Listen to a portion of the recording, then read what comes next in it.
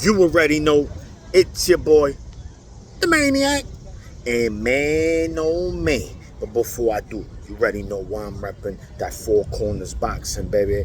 And the Boxing Round Table. Make sure you go like, share, subscribe to both channels. Now, with that being said, let's talk about it.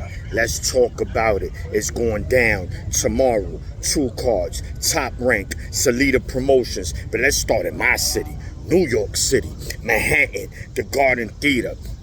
We'll be in the building. 4 Corners, baby. We're going to be in the building. We got Xander Zayas fighting for a vacant WBO title against Jorge Garcia Perez. Now, look, anyone that knows me, you know, Puerto Rican from the boogie down, baby. But I've been critical of Xander. Not because of his skill set, man. The guy got skill. He could box, good movement, good counter punching, good punch placement, accurate puncher. He's skilled. But does he have resolve? Does he have that will? Does he have dog in him? Those are the things I question. Does he have that killer instinct? Those are the things I question when it comes to Xander, right? Because you're going to need more than skill to be great in boxing. It's just not skill. You got to have the other stuff I just mentioned. And those are the things that I have question marks regarding Xander. But anyway, his opponent, Mexican fighter, 33-4, 26 night quills. Of his 4 losses, 3 came via split decision. Only one fighter, Carlos Ocampo, is the only fighter to beat him unanimously. Carlos Ocampo, just in case y'all want to know, got beat by Spence, got beat by Zoo. Whooped, by the way. Just to name a few regarding Ocampo. But look, I think what helped Xander in this fight that Jorge Garcia Perez is not your typical pressure volume Mexican fighter. Now, Baya, he is 6'1". He's 6'1", Xander's 5'10". So that's 4 inches.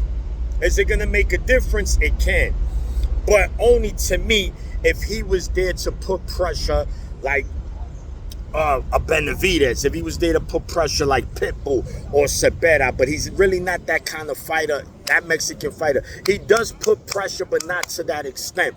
He's coming off a big win over Charles Conwell, a fighter that many regarded as a top junior middleweight. They thought he'll be fighting for titles, but, you know, that was a roadblock, a split decision win for Garcia. But this fight Saturday, does Xander bring home that WBO? I'm going to go say yeah. I've said it on 4 Corners podcast and other podcasts and other boxing circles. Being a world champion in this era of boxing is really not hard.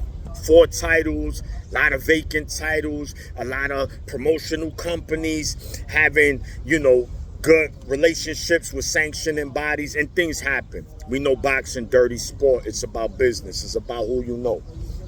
So I think Xander's skill set, you know, his boxing ability, his movement, it's going to be a lot for Garcia. I think he's going to eat a lot of punches. But the question is, if Garcia could take those punches. Because Xander, 21 wins, 13 night quills, he's not a big puncher. He could punch, but not a big puncher. More of a boxer than anything. So it's going to be interesting to see what approach does Team Perez have in this fight.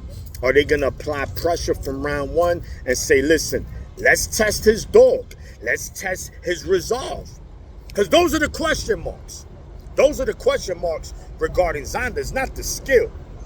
It's those things.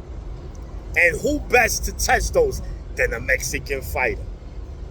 So it's going to be crazy tomorrow. But again, I think Xander, also what helps him is that he's in shape.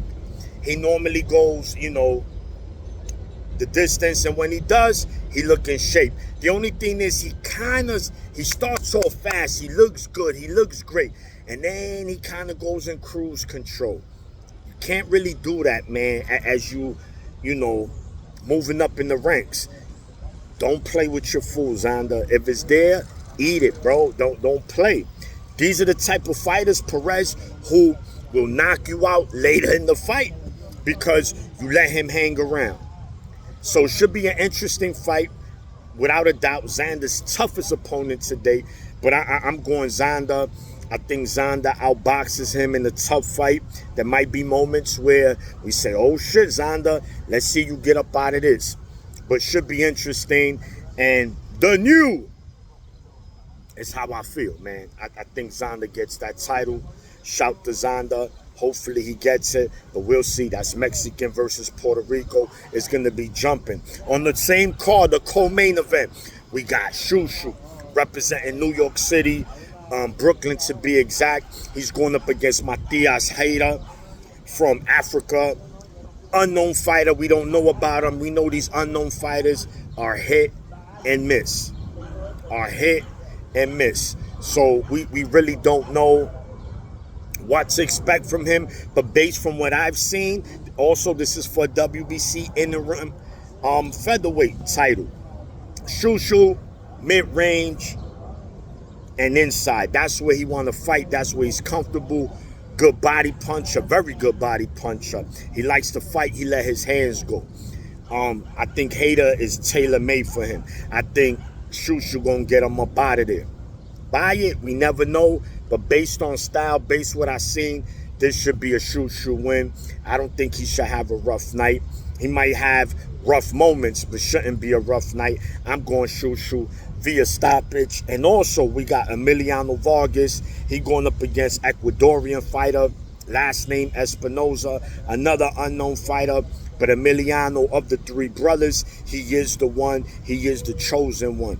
Junior welterweight, 140, shark-infested division. Emiliano Vargas got it all. He got the looks. He got the swag. He got the skill. He got the knockouts, 14-0, 12 NyQuils. This dude is putting you to sleep, and not because of boredom. I'm telling you that now. This guy, well, we was on my man, the hangout spot yesterday, my man Johnny's channel. I said, listen, put him in there with somebody right away, bro. I don't care. Many feel he's not ready. Nah, the dude is ready. I'm not saying for a title shot next, but put him in there with a gatekeeper after tomorrow's show because he's going to cook. He's making his New York City debut. Shout to the Vargas dynasty. They doing things. They doing their thing. And, man, they marketing. They getting that money. Can never knock a man for getting that money. But be on the lookout for Emiliano. He's going to cook. He's going to cook, Mexico. Another fighter on that card I'm very interested in is Dominican's own Rohan Polanco going up against Quentin Randall. Now look, man, just like Shushu, Polanco, similar. These are two fighters. They mid-range and inside fighters. They like to fight. You got boxer punches. You got pure boxers. These guys are fighters. They come in there, but they with skill, though. They just not coming in there recklessly, just throwing their hands wild from different angles. No, man. There's structure there. They compact. They letting those combinations go. And Polanco has power with both hands. Orthodox fighter, but he'll put you to sleep with that left hand, man. To me, he will end up being the best Dominican fighter in boxing in the years to come. That is my opinion. And mind you, got De Los Santos, you got Adames, you got a lot of Dominican fighters, man, that are very good. Even Puello, man, even that loss to Matias, man, you can't take nothing from him. Shit. But anyway, I'm going Polanco by decision. You know, Quentin Randall is a veteran. He's a fighter that it's hard to look good against. He's just style. He's a pure boxer. He's tall. He's lanky. He likes to use his jab, but he's also tough at the same time. He fought Brian Norman. Norman beat him via decision, but it wasn't a pretty win. If Polanco could go in there and stop someone like Randall, that would definitely be a statement, man. Not only for him, but for the welterweight division. But I'm going with El Rayo, Dominican power, papi. But I'm going decision, man. That's the ESPN Plus card. There's other cards also going on early. I won't get into that. And also, I forgot, we got the woman, Claressa, the Groat Shields. She will be defending her undisputed heavyweight titles against Lani Daniels from New Zealand. Look, man, this shit is quick and to the point. Lani, one thing she lacks is skill. One thing she doesn't lack is heart. She's rugged, she's gritty. She wants to come in there, fight, likes to throw those overhand rights. But the problem is she's going up against the best female boxer in all the boxing. Hate her or love her, at the end of the day, Shields is that girl. Now the question is, does she get the stoppage? Because we know Claressa 16-0, but only 3 NyQuils. So she don't really put you to sleep, but she's very aggressive and she's skilled. I'm going to go with the safe bet. I'm going to go decision, dominant decision though. But I think Lani, you know, she'll show heart. She'll show moments like, listen, I'm not intimidated, but it won't be enough, man. And still, the GOAT. So, should be a hell of a night Saturday. Tune in, ESPN, The Zone. It's your boy, The Maniac, and I'm out. 1.